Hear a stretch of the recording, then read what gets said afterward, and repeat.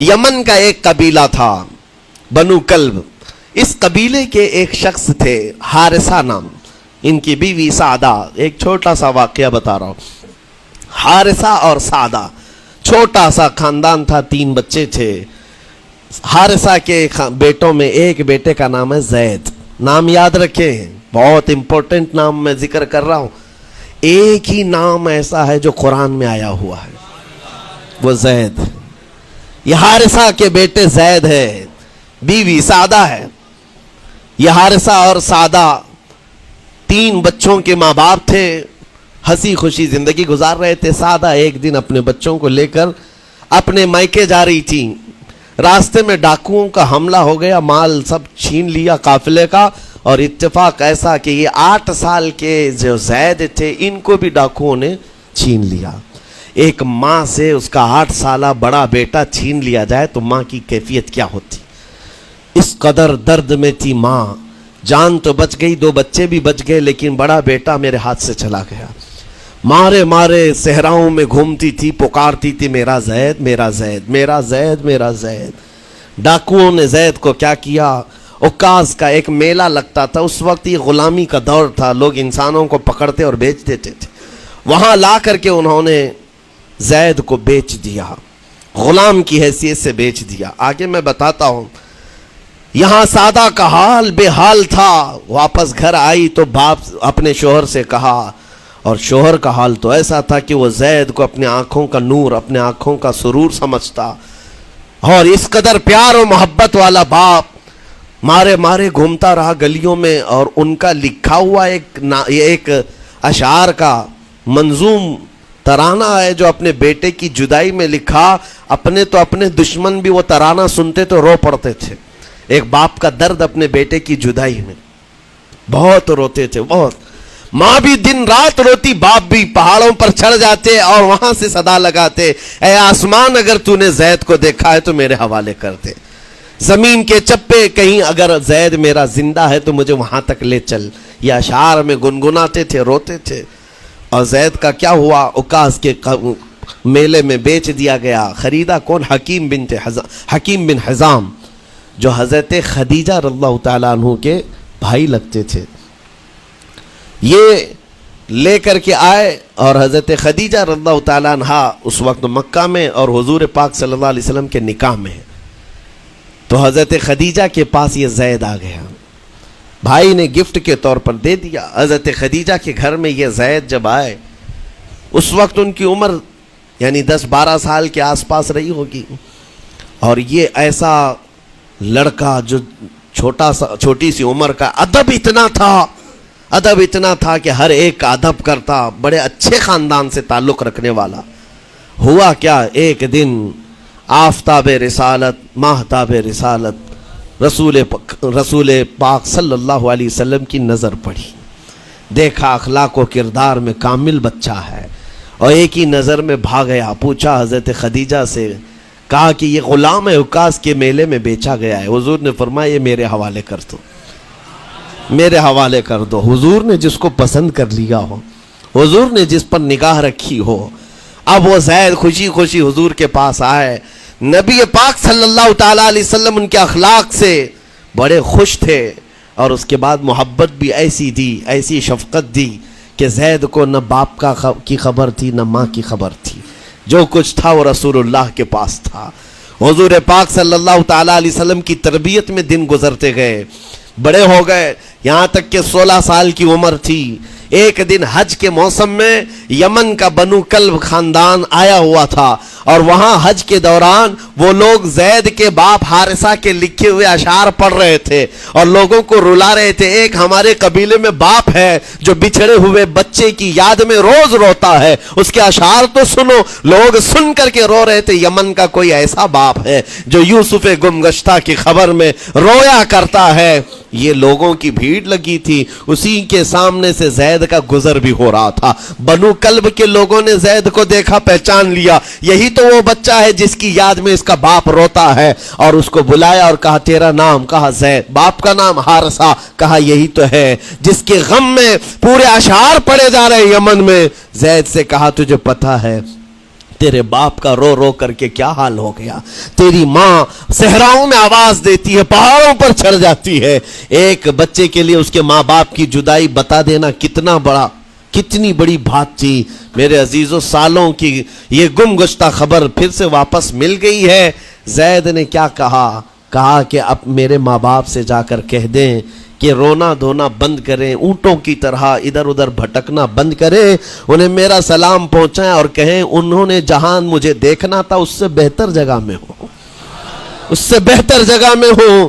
یہ بنو کلب خاندان گیا یمن, جا کر کے باپ سے کہا, حارثہ سے اور سعدہ سے, خبر تمہارے لیے اچھی لائے, تمہارا گم ہوا بیٹا جو پچھلے 10-12 سالوں سے تمہیں نہیں مل رہا تھا وہ حرم کعبہ کے پاس ہمیں نظر آیا ہے. غلام بنا کر لوگوں نے بیچا ہے اسے, لیکن وہ ایک ایسے حسین و جمیل کی غلامی میں ہے, ایک ایسے حسن والے کی غلامی میں ہے کہ زید وہاں سے ہٹنا نہیں چاہتا. باپ نے کہا میرے کلیجے سے پوچھو مجھ پر گزرتی کیا ہے, اس کی ماں سے پوچھو, ایک نظر دیکھ لے گا وہ واپس ہماری جھولی میں آ جائے گا. دوڑتے دوڑتے یمن سے گھنٹوں یعنی جو مہینوں کا سفر تھا دنوں میں طے کر کے پہنچے. مکہ آئے, جیسی آئے تو رسول پاک صلی اللہ علیہ وسلم کو ڈھونڈا.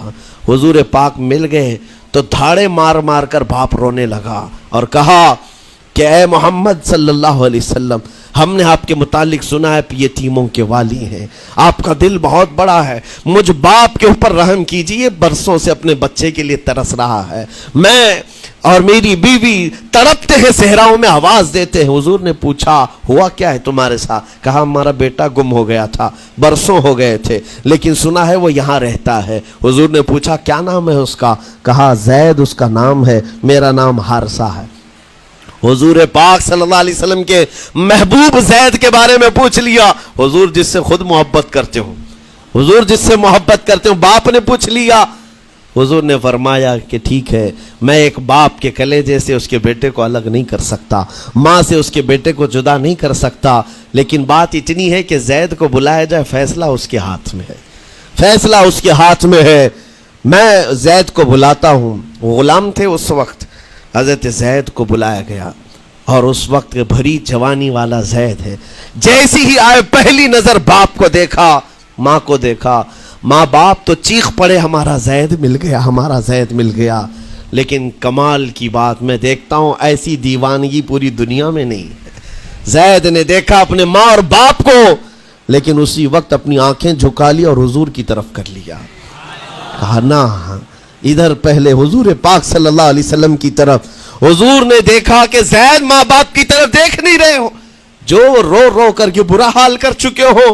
حضور نے زید سے کہا پہچانتے ہو؟ کہا ہاں حضور, یہ میرے باپ ہیں اور یہ میری ماں ہے, یہ میرے چچا ہیں. حضور نے فرمایا پھر ملتے کیوں نہیں ہو؟ کہا سرکار اگر اجازت ہو تو ملوں گا, برسوں کا بچھڑا ہوا جوان ہے, آپ اجازت دو تو میں ملوں گا. نبی پاک صلی اللہ علیہ وسلم نے فرمایا جاؤ تمہیں اجازت ہے. جیسی گئے اس منظر کو جو بیان کیا گیا ہے میرے عزیزوں, ہم پڑھتے ہیں تو آنکھیں بھیگ جاتی ہیں. ماں لپٹ کر کے اپنے بچے کو ہر جگہ چوم رہی ہو, باپ سینے سے لگا کر کے دھاڑے مار کر رو رہا ہو. پہلے تو غش کھا کر گر گیا تھا, پھر افاقہ ہوا, یہ دردناک منظر تھا. اس کے بعد زید بن حارثہ کو کیوں نہ تکلیف ہو, غم کیوں نہ ہو, ماں باپ بچھڑے ہوئے اتنے سالوں کے بعد دیکھنے کو ملے, دل پر کیا بیت رہی ہوگی. میری ماں وہی جو مجھے خشکیوں میں پالا کرتی, تریوں میں پالا کرتی, میرا باپ وہی جو خون پسینے کی کمائی سے مجھے کھلایا تھا, آج آ گیا ہے. حضور پاک صلی اللہ علیہ وسلم نے کہا زید یہ جو جذباتی منظر ہے اس کو ختم کر کے اب اعلان کر دو کہ تمہاری ماں آئی ہے تمہیں یمن سے لینے کے لیے, تمہارا باپ آیا ہے, تمہارا چچا آیا ہے تمہیں یمن سے لینے کے لیے, میں نے فیصلہ تمہارے حوالے کر دیا ہے, میں اپنے غلامی سے تم کو آزاد کر دیتا ہوں. تم بغیر کوئی فدیہ لیے ہوئے, بغیر کوئی پیسہ لیے ہوئے, اس وقت اپنے غلام کو کوئی چھوڑتا نہیں تھا, لیکن تمہاری ماں کا درد دیکھا نہیں جا رہا, میں آزاد کر دوں گا بغیر کسی فدیہ کے, تو اپنی ماں اور اپنے باپ کے پاس جا سکتا ہے. اتنا حضور کا فرمان, آزاد کر دینا مکہ میں آسان نہیں تھا. بیٹے کو آزاد کیا حضور پاک صلی اللہ علیہ وسلم نے, تب جانتے ہو وہ کمال کا بیٹا ہے زید بن حارثہ. उसी वक्त अपनी माँ को देखते हैं, बाप को देखते हैं, चचा को देखते हैं, और उसके बाद मक्का वाले ये मंजर देखने के लिए जमा थे। मुखातिब होकर के कहते हैं, ऐ सारे मक्का वालों, गवाह हो जाओ, मैं अपनी जिंदगी हुजूर मोहम्मद मुस्तफ़ा के लिए वक्फ कर दिया है। मैंने मोहम्मद अरबी सल्लल्लाहु अलैहि वसल्लम के लिए जिंदगी वक्फ कर दी है। न मुझे यमन जाना है, न मुझे बनु कल्ब जाना है। माँ और बाप देखते रह गए। बाप ने पूछा, ज़ैद आजाद किया गया है और आजादी की जिंदगी को छोड़कर तू गुलामी की जिंदगी को कबूल कर रहा है। ज़ैद बिन हारिसा ने उस वक्त तारीखी जुमला कहा था, कहा, बाबा आपने जितनी शफकत की होगी या 1000 माँ बाप मिलकर अपने बेटों पर जितनी शफकत नहीं किए होंगे, उससे ज्यादा शफकत मोहम्मदुर रसूलुल्लाह ने किया है। मैं 1000 आजादियों पर इस एक गुलामी को, मैं 1000 आजादियों को कुर्बान करता हूं इस एक गुलामी पर। मेरे लिए जिंदगी भर ये गुलामी काफी है।